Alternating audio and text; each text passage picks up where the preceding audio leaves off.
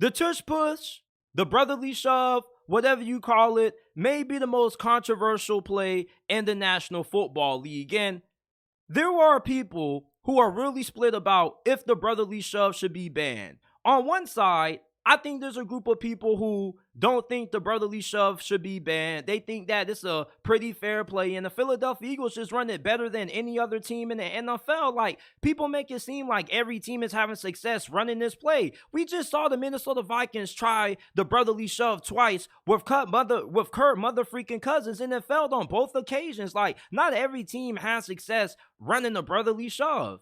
And let me ask you this. If you're one of those people that fall on the other side and you feel like this play should be banned, why do you want it banned? Do you want it banned because A, you are concerned about the player's health and safety when running this play? Or option B, do you want this play banned because your team just can't stop it anytime you play the Philadelphia Eagles? Be honest.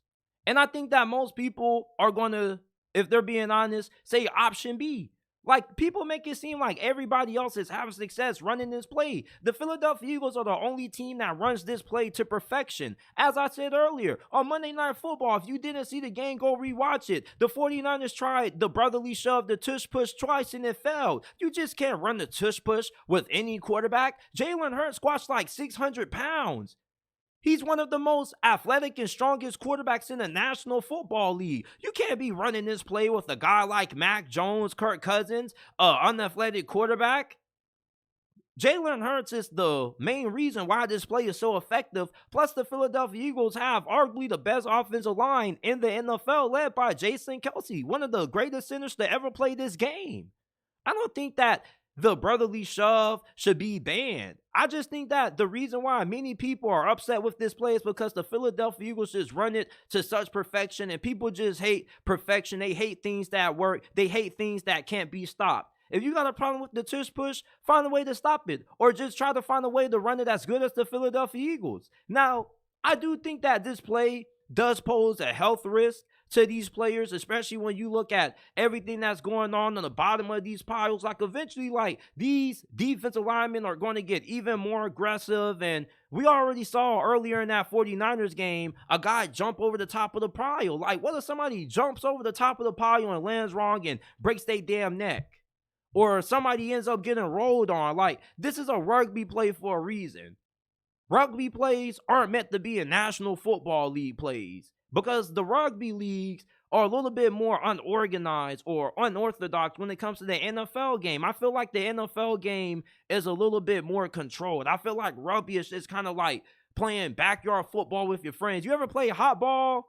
That's kind of what rugby is. And I do think that this play is a little bit dangerous to be running just with everything that goes on. And if the NFL is worried about CTE and players' health, I do think that maybe they should kind of look into this play. So if you want to ban because of, the health risk that it poses to the players, I can understand that. But most people aren't thinking about players' health. Like, they're just thinking about the fact that, damn, like, they can't stop this play and they want it gone. And at the end of the day, like, the Philadelphia Eagles just run this play to perfection because they got the quarterback to do so and a good offensive line. So I got no problem with the brotherly shove, even though I am a little bit concerned about the health risk that comes with running this play when it comes to the players. But until, we actually start seeing a lot of injuries, I just think that we should start viewing this play as a health risk when it comes up, because that tends to be what happens anyway in the NFL. Like, they didn't start updating the concussion protocols until they started getting sued for billions of dollars in lawsuits because of concussions and CTE research. So that's why the game is becoming so soft. And I do think if this play was to get banned, which I do think it eventually is going to get banned, because eventually the injuries are going to happen, but until the injuries really start happening, nobody's really going to think about banning this play.